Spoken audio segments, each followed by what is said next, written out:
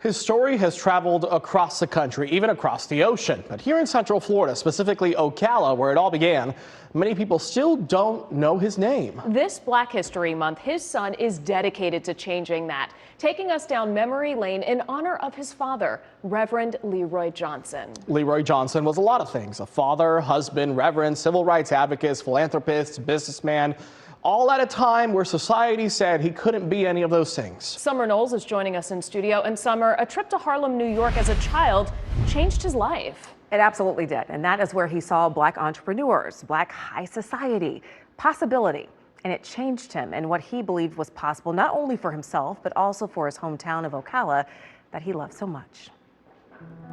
This one here is the KKK across the street from my parents' house at Carver Park, yelling obscenities at my father, telling him to shut the gas station down.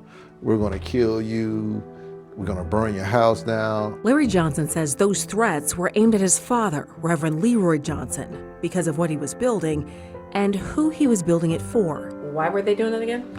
Because of what my father was doing and what he was accomplishing. He was trying to help out other Black people to come up, and that's what they didn't want. But before he was a businessman, Larry says his father first served his community in uniform. This is Sheriff Doug Willis giving my father his Sheriff Deputy badge, where my father became one of the very first Marion County Black Sheriff deputies. He stayed on the job 3 to 4 years, but racism followed him there too. Because when they wouldn't let him drive the car home, when he shows up to the station, either one of his tires will be flat or the windows will be broken. So Leroy Johnson moved from enforcing the law to building economic power.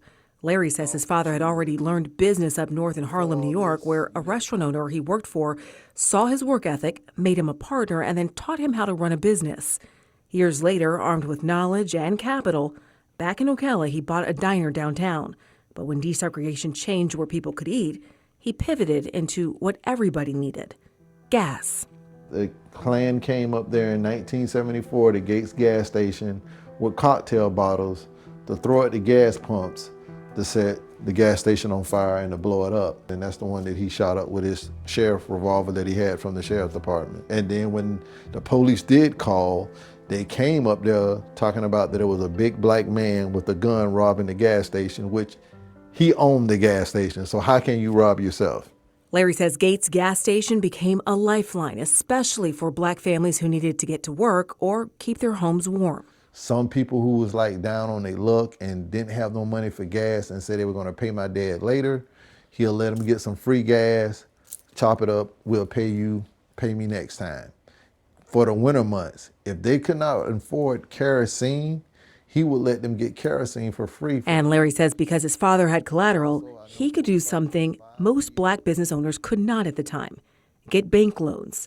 So he'd get the loan and then help other Black people start businesses. This area really is a cornerstone. This is where everybody in the Black community came and got gas. Today, a seafood restaurant stands in Gates gas station's place, but its legacy, Larry says, is still known and remembered far beyond Ocala. I'm also working on where we lived at. I'm working on getting that street named after him. One he's determined to make impossible to overlook right here at home. I don't have nothing in Ocala around with his name or no picture up on it so people can see it.